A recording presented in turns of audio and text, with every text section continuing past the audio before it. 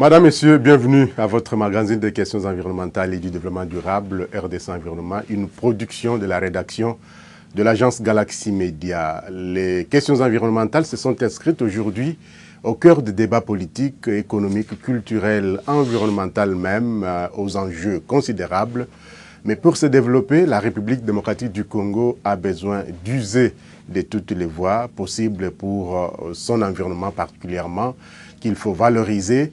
Et parmi les actions à mener, il faut donc aménager son territoire. L'aménagement du territoire, aujourd'hui, c'est une question cruciale et importante pour tous les pays. Et la République démocratique du Congo, notre pays, ne fait donc pas exception. Voilà pourquoi il a été initié une loi portant aménagement du territoire qui est, n'est-ce pas, en discussion et qui devra être adoptée, disons, au niveau du Parlement et promulguée par le chef de l'État. Mais cette loi a d'abord fait objet de discussions au niveau de la société civile environnementale qui s'intéresse aussi aux questions d'aménagement du territoire. Mais avant d'arriver sur le reportage qui a été réalisé sur cette question de la loi portant aménagement du territoire avec le groupe de travail Climat Raid Rénové, allons d'abord expliquer ce que c'est l'aménagement du territoire. C'est quoi l'aménagement du territoire? Votre magazine a réfléchi sur la question et voici les réponses dans ce reportage. L'aménagement du territoire est l'organisation globale et concertée de l'espace destinée à satisfaire le besoin des populations en réalisant des équipements adaptés et en valorisant les ressources naturelles et les patrimoines historiques. La décision de réaliser des infrastructures, celle de créer de villes nouvelles, des aéroports, des hôpitaux, d'allouer de nouvelles terres à l'exploitation agricole, d'organiser l'exploitation des ressources forestières et minières et consorts est l'un des outils essentiels de l'aménagement du territoire. Il convient de noter que l'aménagement du territoire a pour objet d'organiser l'occupation du sol en vue de mettre la croissance économique au service de la promotion sociale. Ainsi, l'aménagement du territoire fait recours à une politique publique incitative et sélective différenciée des traitements territoriaux en fonction d'une certaine image prospective du développement souhaité du territoire. Ces instruments opérationnels sont de deux ordres. D'une part, l'édiction des normes coercitives pour modeler les comportements et d'autre part, l'injection des ressources financières pour favoriser les progrès économiques. Bref, aménager l'espace, c'est assurer le développement équilibré de l'ensemble des régions qui les composent. Pour devenir opérationnel, un tel projet nécessite 4 types d'outils, à savoir une structure d'autorité, des réseaux de communication, les découpages du territoire et une aide au développement économique et social. À l'aide de ces instruments, les pouvoirs publics conçoivent des politiques dont l'objet est en fin de compte d'intégrer la personne humaine à l'espace dans lequel elle vit, car on constate que les modalités de ces interventions varient considérablement dans le temps comme dans l'espace. En particulier, aménager le territoire congolais, c'est l'équiper d'un réseau de transport et de communication qui assure l'unité nationale en reliant entre elles les zones de peuplement pour permettre les échanges. C'est aussi développer un réseau urbain hiérarchisé qui fera de villes des centres d'impulsion du développement au cœur de leur environnement. Le développement régional qui accompagne la décentralisation est un aspect particulier de l'aménagement du territoire. L'organisation de l'espace par l'aménagement de voies de communication, l'implantation de diverses activités et la coordination en réseau intégré des équipements collectifs aura certainement un effet déterminant sur le développement du pays.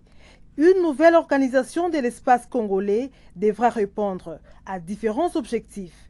Il s'agit de l'intégration nationale dans la complémentarité, le développement régional équilibré, la production et la diffusion de biens et services pour la population, là où elle se trouve, l'extension des circuits d'échange monétarisés et la recherche de la complémentarité ville-campagne. En somme, l'aménagement du territoire est un aspect important et primordial du développement de la République démocratique du Congo. Et comme nous parlons de l'aménagement du territoire, comme nous l'avions dit tantôt, le groupe de travail Climat Raid Rénové et tous les autres services membres de cette ONG, de ces regroupements. Ils ont donc réfléchi sur comment la République démocratique du Congo peut se doter réellement d'une loi sur l'aménagement du territoire, comment la République démocratique du Congo peut aménager son territoire pour le développement socio-économique de la population congolaise. Un point de presse a été animé dernièrement au siège du GTCRR à Kinshasa ici, sur la position même du groupe de travail Climat Raid Rénové sur cette loi portant aménagement du territoire. Notre consoeur Muriel Makisse était de la partie. Ce sont les images de Céline Boumba Angelani. Regardez les détails dans ce reportage.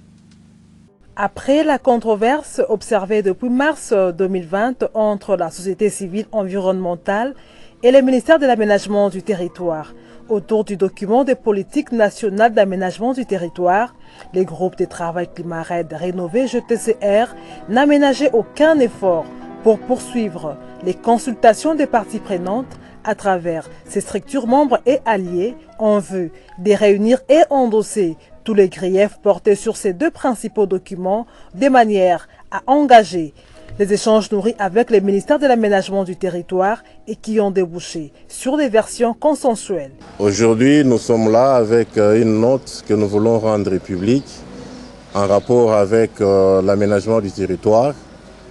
Et vous savez très bien que la République démocratique du Congo est engagée sur une série de réformes et celle en lien avec l'aménagement du territoire intéresse au plus haut point le GTCR qui suit au quotidien et de manière régulière, pas à pas, ce qui est en train de se faire. Et au jour d'aujourd'hui, nous sommes heureux de vous lire la position du groupe de travail Climat Raid Rénové par rapport à cette réforme.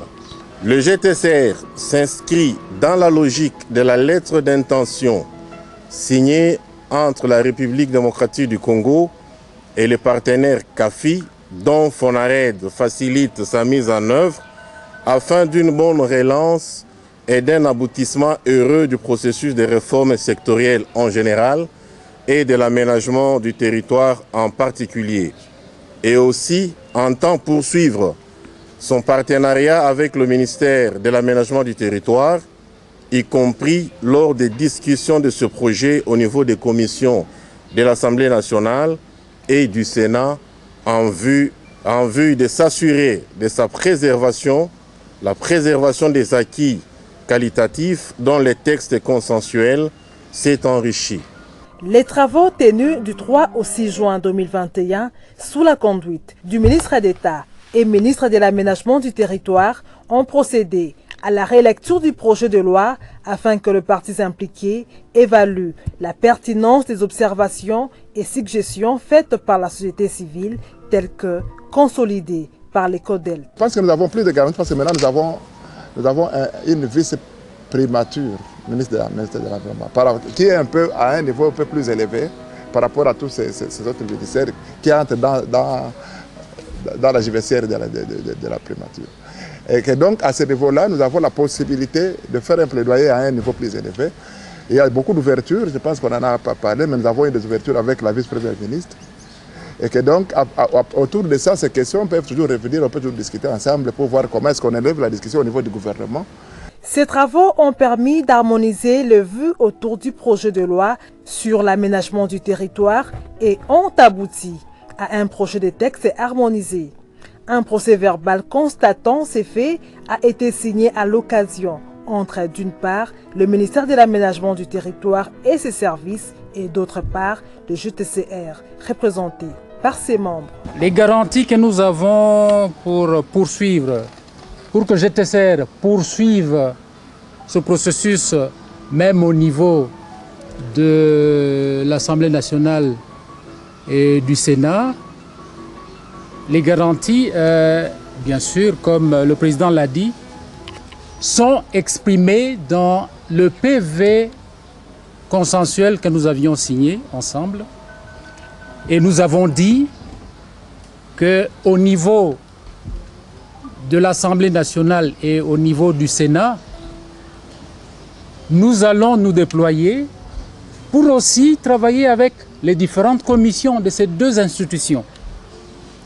Bien sûr, en échangeant avec le ministère, ses services et la cellule technique de l'aménagement du territoire, nous avons abouti à un texte consensuel.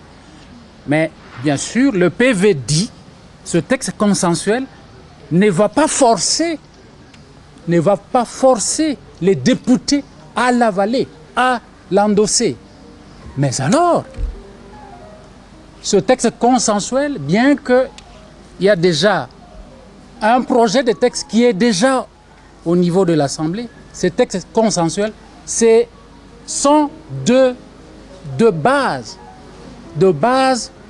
qui n'ont pas été intégrés dans ces documents, ce projet de loi qui est déjà au niveau de l'Assemblée. Nous sommes un pays qui a une position géostratégique très importante, engagée dans plusieurs processus, y compris de lutte contre les changements climatiques et la biodiversité, et des questions en lien avec les tourbières, des questions en lien avec des questions des peuples autochtones, la RED.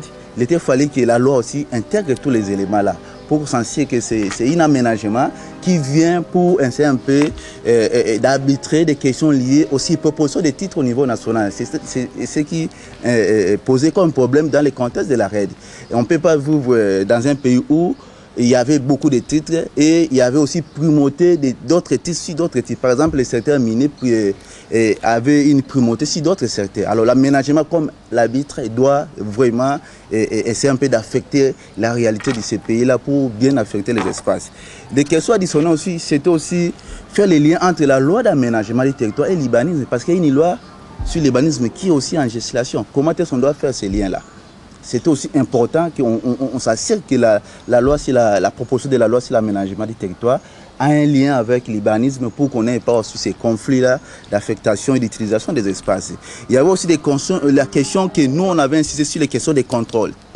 Bien sûr, on va faire des plans provinciaux d'aménagement, on va faire les plans locaux d'aménagement, même les schémas nationaux. Et on doit créer des corridors interrégionaux. Comment est-ce qu'on peut faire les suivis de tous ces documents-là qui seront produits? Les GTCR est un large réseau national représentant plus de 480 organisations de la société civile environnementale congolaise, disposant d'une bonne connaissance des contextes locaux et d'une position privilégiée, leur permettant non seulement de relayer l'information sur la nature et les causes de déforestation et la dégradation des forêts, mais aussi sur la mise en œuvre de la RED et ses conséquences. Voilà, c'était donc là le reportage réalisé sur le point de presse du groupe de travail Climat RED Rénové portant sur la position de ce groupe de travail en ce qui concerne la loi sur l'aménagement du territoire de la République démocratique du Congo. Cet aménagement du territoire devra donc permettre à ce qu'il y ait une égalité de développement à travers l'ensemble du territoire national, un développement socio-économique équilibré. Voilà pourquoi nous vous avons donc proposé ce point de presse sur l'aménagement du territoire, la loi portant ces secteurs vitaux de la République démocratique du Congo. Nous sommes toujours dans la fièvre de la célébration, bien sûr, des 61 ans de l'indépendance de la République démocratique du Congo. Et votre magazine n'est pas resté en reste pour parler effectivement de la gestion de notre environnement pour les 60 ans qui venaient de s'écouler. Mais nous savons que nous sommes dans les 61e anniversaire. Mais en son temps, votre magazine a réalisé un documentaire sur la gestion de notre environnement 60 ans après. Quel bilan et quelle perspective? Voilà pourquoi nous faisons donc un comeback pour réfléchir une fois de plus sur les années qui se sont écoulées et la gestion de notre environnement. Comment cette gestion s'est passée? Qu'est-ce qui a été fait? Qu'est-ce qui doit être fait sur le plan de l'environnement en ce qui concerne la biodiversité, en ce qui concerne les changements climatiques aujourd'hui, parce qu'il faut lutter contre les changements climatiques. Qu'est-ce qui a été fait sur la gestion de nos aires protégées, de nos parcs, de nos aires protégées, de nos réserves naturelles? Mais suivez donc cet extrait du documentaire sur 60 ans de gestion environnementale en République démocratique du Congo, bilan et perspective.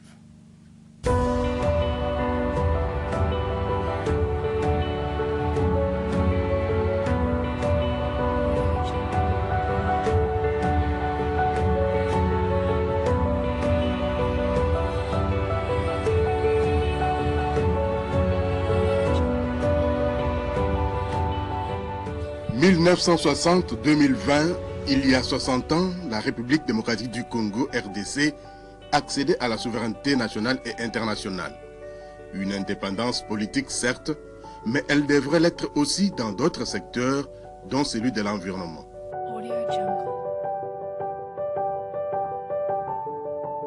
Peut-on alors parler d'une indépendance environnementale? Oui, serons-nous tentés de dire. La RDC environnementale indépendante, mais comment cet environnement a été géré 60 ans durant? Si nous devons regarder dans l'histoire coloniale de la RDC, nous n'allons pas parler de l'époque précoloniale, le pays était considéré comme une vaste réserve de tout ce qui est naturel, notamment les ressources forestières. On exploitait beaucoup les ressources de la forêt. Je voudrais rappeler ici le caoutchouc qui a été déterminant pendant la Grande Guerre. Avant et aujourd'hui, il y a quand même des avancées par rapport à la réglementation. Parce qu'avant, par exemple, dans l'aspect exploitation, les exploitants forestiers recouraient seulement aux chefs de groupement, aux chefs de terre. Mais aujourd'hui, il y a quand même des avancées dans ce sens-là, sur le point de vue réglementation. Lorsqu'on parle de la gestion durable de l'environnement, on fait allusion justement au fait que le comportement qui doit animer les animateurs d'aujourd'hui à travers les politiques et programmes qu'ils proposent pour la bonne marche d'un pays, d'un État, doit être équilibré de manière à s'assurer que autant les générations d'aujourd'hui profitent de ces avantages, autant les générations futures en profiteront aussi de la même manière. Les forêts, l'eau, la biodiversité animale et végétale, l'assainissement ou la gestion des déchets, les réserves, aires protégées et parcs nationaux, le tourisme et le développement durable, autant d'aspects concernés par la gestion de notre environnement durant les 60 ans qui viennent de s'écouler. La RDC, c'est aussi et surtout une méga biodiversité parmi les plus riches et variées de l'Afrique et du monde, que des espèces endémiques qu'on ne retrouve nulle part ailleurs qu'en République démocratique du Congo. Depuis les indépendances, la politique de la conservation ne s'est pas arrêtée. Elle s'est même améliorée. Alors, le défi, c'est quoi? Premièrement, ce que j'avais dit, que la conservation serve effectivement à produire des moyens pour le pays, que ça contribue dans le PIB du pays. Ça, c'est le premier défi. Le deuxième défi, pour qu'on y arrive, puisque nous avons quand même des moyens, les moyens nous viennent de la communauté internationale. Pourquoi? Puisque ce que nous, comme je venais de dire, des atouts, ce que nous disposons, est le plus souvent dit patrimoine de l'humanité. Ainsi, 5 des aires protégées de la RDC sont patrimoine de l'humanité, classés par l'UNESCO. Alors, mais pourquoi? Puisqu'on estime que les richesses qui y sont peuvent servir au monde entier. Et à cause de ces faits, la communauté internationale participe dans la conservation de nos aires protégées, sachant la faiblesse de nos problèmes. Alors, mais le problème qui est là, le défi, c'est la gouvernance. C'est savoir gérer ce qui nous arrive, qui n'est pas très grand par rapport à ce que les autres engrangent, mais ce qui nous arrive, que ça soit bien géré. Le troisième défi, c'est savoir justement engranger les moyens qui existent. Il y a de l'argent pour la conservation. Des organisations qui savent faire des spéculations disent 50 milliards de dollars que l'on peut avoir dans le domaine de la conservation. Et nous avons les atouts pour pouvoir les avoir. Mais le problème, c'est que nous ne savons pas les chercher. Et là, le défi, c'est la formation, c'est les ressources humaines. Avoir les personnes qui savent monter les projets pour pouvoir cueillir la manne qui existe et qui circule. D'autres pays savent le faire et ils le font en leur profit. Mais que faire alors pour améliorer la gestion des aires protégées du pays? Cela devrait passer par l'amélioration de la gouvernance, l'organisation de l'écotourisme et une demande intelligente de l'aide internationale. Il faut que ces aires protégées soient géré de manière scientifique. De manière scientifique, c'est que, je dirais même de manière entrepreneuriale, un peu comme des entreprises. Ça veut dire disposer d'un plan d'aménagement et de gestion. Et ces plans d'aménagement et de gestion qui, habituellement, s'articulent sur 5 ou 10 ans, on y connaît qu'est-ce qu'on doit faire et quels sont les moyens dont on a besoin. Et avec ces documents, on peut chercher les moyens et continuer à gérer. De ces documents, on peut y faire découler chaque année un plan de travail annuel. Et pour que tout cela puisse se faire, il faut que les conservateurs soient au centre de la chose, et dans la conception du plan d'aménagement et dans la gestion effective. C'est par cette voie que des interventions de l'assistance internationale passent. Pour que la Banque mondiale, par exemple, accepte de financer une aire protégée, il faut qu'elle constate que cette aire protégée a un outil de gestion. L'après 2015 a marqué le passage des objectifs du millénaire pour le développement OMD vers les objectifs de développement durable ODD, dont la réalisation pose problème. Par rapport aux grands principes qui ont été adoptés au niveau international, il veut que lorsqu'on parle du développement durable, on puisse prendre 3 dimensions capitales. C'est la dimension sociale, la dimension économique et la dimension environnementale dans toutes les politiques qui sont adoptées, de manière à ce qu'il y ait un équilibre entre les 3 dimensions pour inciter à une gestion beaucoup plus rationnelle de ce qu'on peut considérer comme ressources naturelles dans un pays ou de ce qu'on peut considérer comme toute initiative de développement ayant un rapport avec la nature. Si vous vous situez dans le contexte des objectifs de développement durable de la première génération, c'est-à-dire de 2000 à 2015, les bilans de la RDC dans ses efforts justement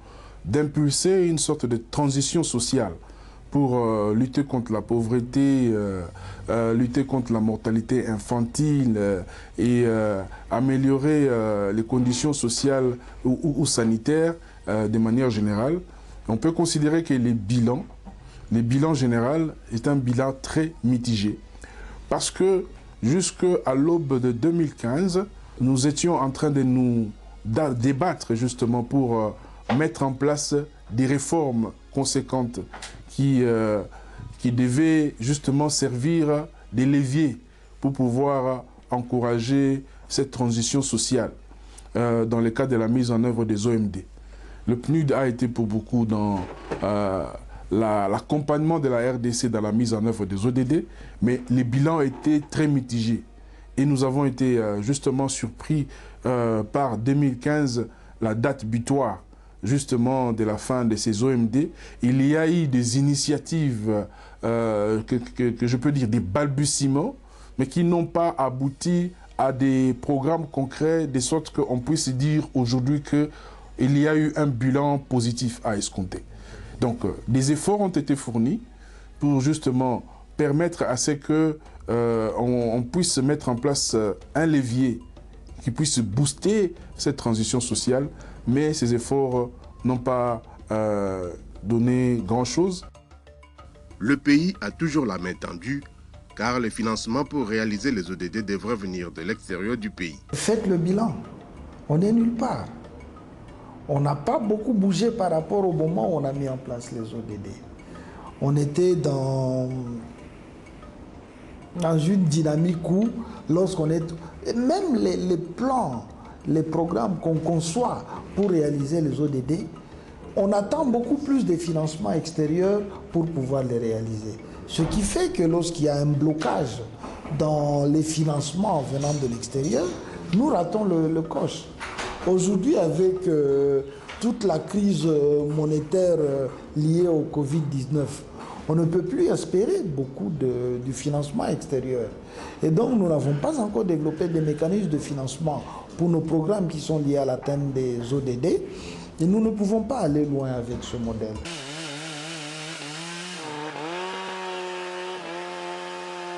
Par ailleurs, certains observateurs pensent que des progrès ont été réalisés, mais le chemin à parcourir reste encore long et pénible, car 2030, c'est déjà demain.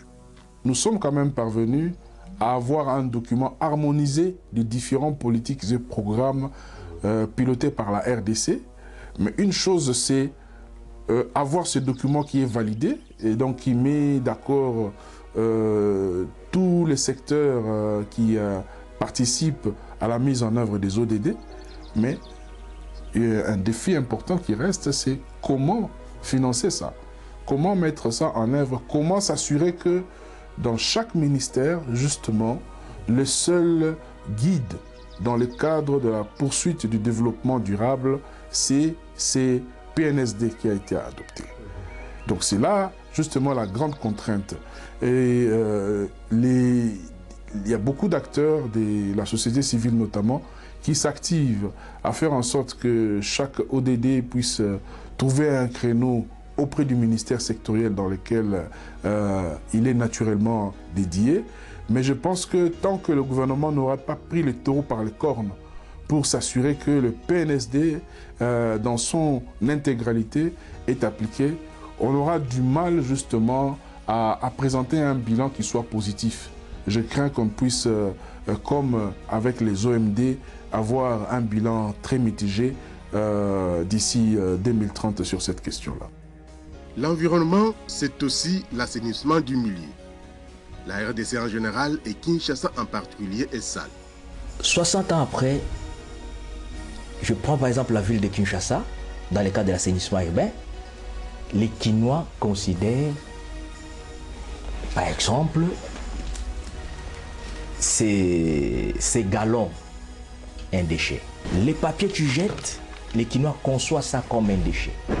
Alors que aujourd'hui, c'est une ressource que nous appelons matière première secondaire. Il n'y a qu'un déchet, c'est les déchets de l'uranium, qui jusqu'à ce jour pose un vrai problème dans sa gestion. À sa prise de fonction, le ministre de l'Environnement et du Développement durable, Claude Nyamugabo, a fait de l'assainissement une de ses priorités. Mais hélas, Kinshasa en particulier et la RDC en général sont toujours sales. 60 ans après, le pays peine à gérer durablement ces déchets que d'aucuns ne considèrent plus comme tels, mais plutôt comme des ressources et qui doivent obéir aux règles des 4 R, à savoir recyclage, réutilisation, réemploi et réparation. Dans la vie, les galons, les mitrailles, ferraises, tout ça que nous avons, qui nous entoure, ne constitue pas des déchets, hormis l'uranium. Ce sont des matières premières secondaires qui doivent obéir à ce que nous appelons aux règles des 4 R. Donc tu as le chiffre 4 avec R, qui signifie que peut-être tu peux faire le réemploi, tu peux faire la réutilisation, tu peux faire le recyclage, tu peux faire la réparation. Donc ce ne sont plus, jusqu'à aujourd'hui, 60 ans après, ce n'est plus les déchets. Les expériences du passé ont montré leurs limites. Et toutes les méthodes utilisées hier n'ont plutôt donné lieu qu'à une pollution induite. L'hôtel de ville de Kinshasa utilise le mode traditionnel de gestion des déchets, des ordures. Quel est ce mode traditionnel? C'est le mode par enfouissement. Je rappelle que depuis juillet 2010, même dans l'espace européen, Madame, Messieurs, c'est par cet extrait du documentaire sur les 60 ans de gestion environnementale de la République démocratique du Congo que nous bouclons cette émission. Nous le disons toujours, prenez soin de vous, mais surtout prenez soin de votre environnement qui ne doit pas brûler, parce que si cet environnement brûle, c'est nous tous qui allons brûler. Les petits gestes qui sauvent, vous les savez en tout cas, ne jetez pas n'importe quoi, n'importe où. Prenez soin de l'environnement parce que notre vie en dépend. Si nous dégradons notre environnement, nous sommes en train de nous dégrader et de nous tuer à petit feu, comme on dit. Merci de nous avoir suivis et à la prochaine pour une autre livraison de votre magazine des questions environnementales en République démocratique du Congo comme ailleurs à travers le monde. Au revoir et à très bientôt.